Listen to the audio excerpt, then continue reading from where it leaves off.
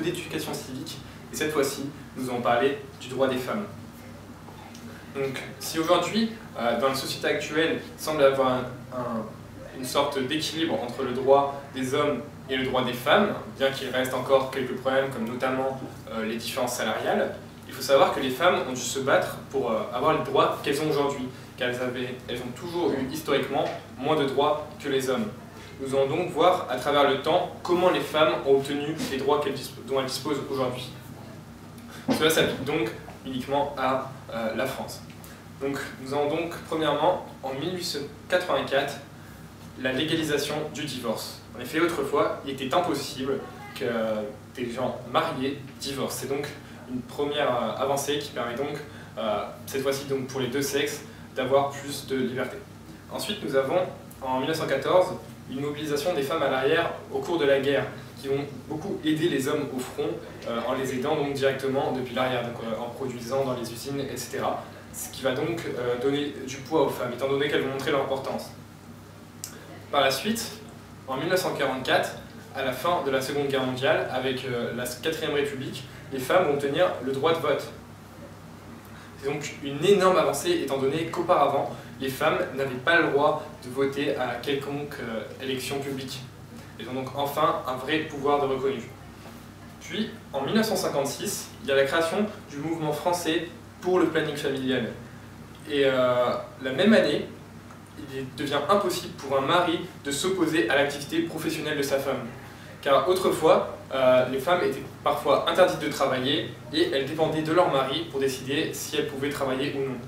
Ensuite, en 1967, la loi Norris autorise la contraception. C'est donc une grande évolution, puisque autrefois, avec la contraception interdite, il était impossible pour une femme de décider si elle allait tomber enceinte ou non. Nous avons par la suite, en 1975, la loi Veil, qui autorise l'interruption volontaire de grossesse. Une femme peut donc désormais, si elle est enceinte, décider d'avorter, ce qui était autrefois interdit. Autrefois, si vous tombiez enceinte, vous étiez obligé de mettre au monde l'enfant, l'élever, le nourrir, etc. C'était donc une énorme évolution. Par la suite, en 1980, le viol est qualifié de crime par la loi. Ce n'était pas le cas autrefois. Autrefois, un viol était un simple délit. C'est donc, encore une fois, une grande évolution pour le droit des femmes. Puis, en 1980, est créé le ministère des droits de la femme. Donc, une fois de plus, on reconnaît vraiment l'importance d'apporter des droits aux femmes et on crée un ministère dédié à cela.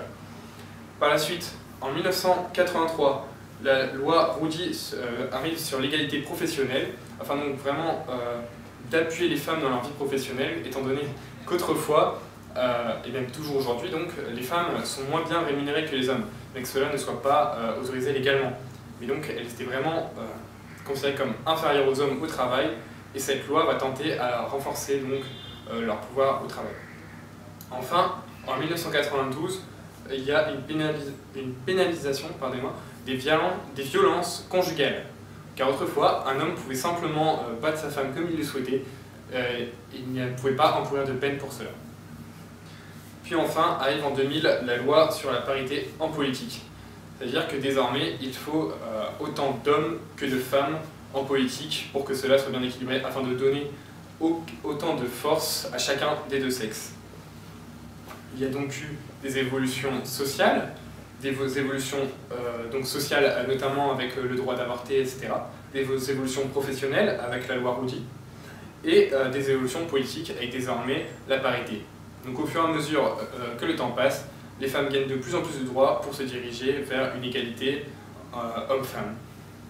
Voilà, donc c'est tout sur l'historique de comment les femmes ont obtenu leurs droits en France à travers le temps. J'espère que cette vidéo vous aura plu, qu'elle vous aura aidé à comprendre que bien qu'aujourd'hui il y ait une forme d'égalité entre hommes et femmes, cela n'a pas toujours été le cas et nous n'y sommes pas encore totalement. Donc voilà, c'était un sujet je pense assez intéressant à traiter. S'il vous a plu, n'hésitez pas à poser un pouce bleu et également à vous abonner. Sur ce, à la prochaine.